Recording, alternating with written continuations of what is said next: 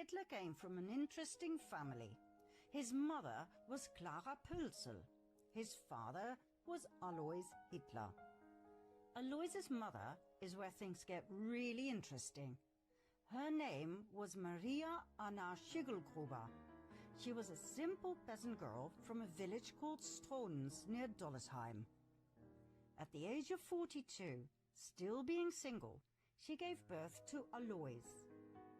At the time she conceived, September 1846, Maria lived in Vienna, where she worked as a servant for none other than Anselm Salomon von Rothschild. As soon as the family discovered her pregnancy, she was sent back home, where Alois was born. Maria refused to tell who the father was. It must have been someone with power, for she kept it a secret for the rest of her life, and the father did not feel the need to marry her. When Alois was 5 years of age, Maria married Johann Georg Hitler.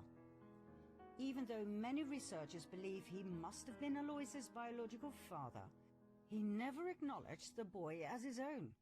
It wasn't until Alois was 40 years old when he suddenly changed his surname from Schiggelgruber to Hitler. Why wait so long if he was truly Hitler's son? That doesn't make sense at all. Alois married Clara Pölzl. It was his third marriage. They had 6 children, 4 of which died at a very young age. The only 2 surviving children were Adolf and his sister Paula.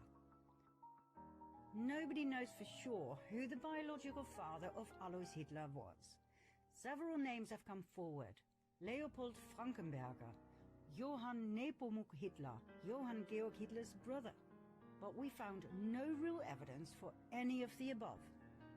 They all seem to have been used as a decoy to take our attention away from Anselm Salomon von Rothschild. So, why do we believe it was Rothschild who impregnated Maria? Because of several indicators.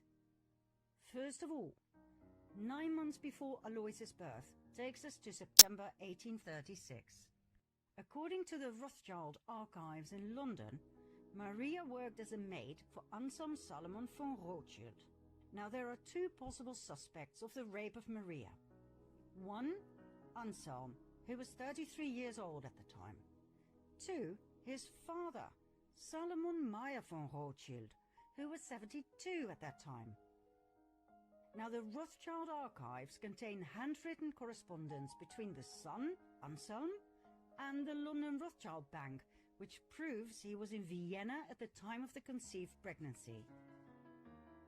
His father, on the other hand, was in Paris. That narrows it down, don't you think? Secondly, in 1876, when Alois was 40 years old, he suddenly inherited a large sum of money. From whom? There wasn't any money in the family. Anselm Salomon von Rothschild died a year and a half prior, the time needed to pass an estate through the probate court. It was the same time Alois suddenly changed his name to Hitler, remember?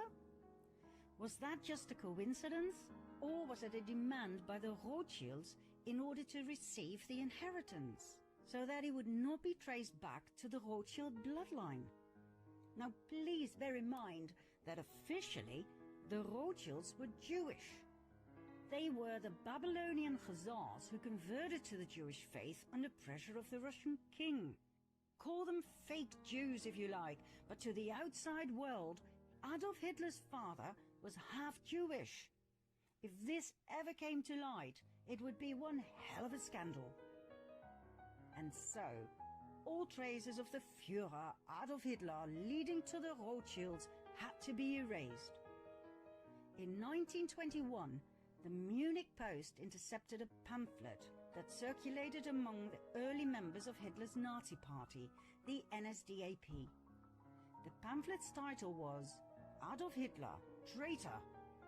It dealt with the alleged Jewish blood in Hitler's veins.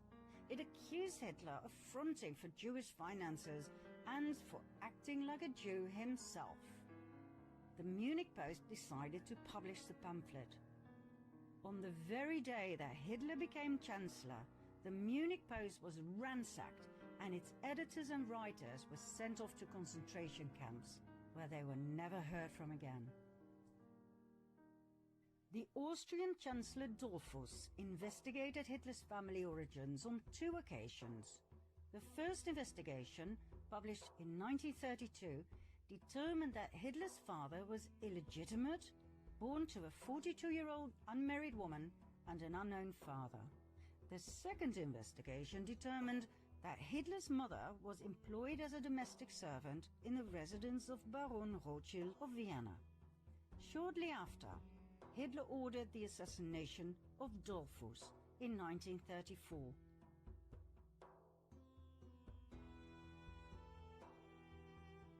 Adolf Hitler once told his nephew, William Patrick Hitler, "These people must not know who I am. You must not know where I come from and which family I'm from."